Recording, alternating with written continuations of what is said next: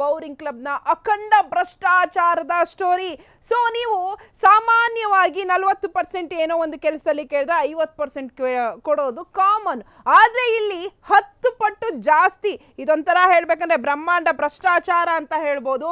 So ಅದು ಯಾರು ಮಾಡ್ತಿರೋದು? ಬೆಂಗಳೂರಿನ ಪ್ರತಿಷ್ಠಿತ ಕ್ಲಬ್ ಬೌರಿಂಗ್ ಇನ್ಸ್ಟಿಟ್ಯೂಟ್. ಎಲ್ಲರೂ ಕೇಳಿದ್ದೀರಾ ಬೌರಿಂಗ್ ಕ್ಲಬ್ಬು, ಬೌರಿಂಗ್ ಇನ್ಸ್ಟಿಟ್ಯೂಟ್ನ.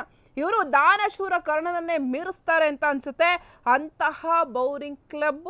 ಸೊ ಎಲ್ಲ ಕೈ ಎತ್ತಿ ಕೊಡದೆ ನಿಮಗೂ ಬೇಕಾ ಆದರೆ ಎಷ್ಟು ಸ್ಪೀಡಲ್ಲಿ ಹಿಂಗೆ ಕೊಡ್ತಾರೋ ಕೈಲಿ ಅಷ್ಟೇ ಸ್ಪೀಡಾಗಿ 1 to 2 ಅಲ್ಲ, 1 to 3 ಅಲ್ಲ, 10 ಪಟ್ಟು ಜಾಸ್ತಿನ ಇಸ್ಕೊಳ್ತಾರೆ.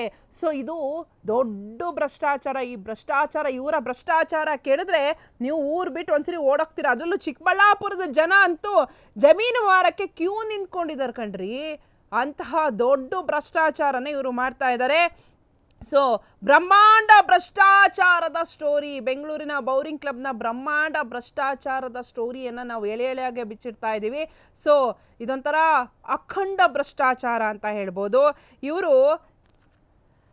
ವ್ಯಾಪಾರ ಮಾಡಕ್ಕೆ ನಿಂತಿಲ್ಲ, ಯಾವುದೋ ಇನ್ಸ್ಟಿಟ್ಯೂಟ್ ಮಾಡಿಕೊಂಡು ಆರಾಮಾಗಿ ಕ್ಲಬ್ ಮಾಡಿಕೊಂಡು ಹಾಸ್ಪಿಟ್ಲ್ ಮಾಡ್ಕೊಂಡಿಲ್ಲ. ಇವರು ಮಾಡ್ತಿರೋದೇ ದೊಡ್ಡ ಭ್ರಷ್ಟಾಚಾರನ.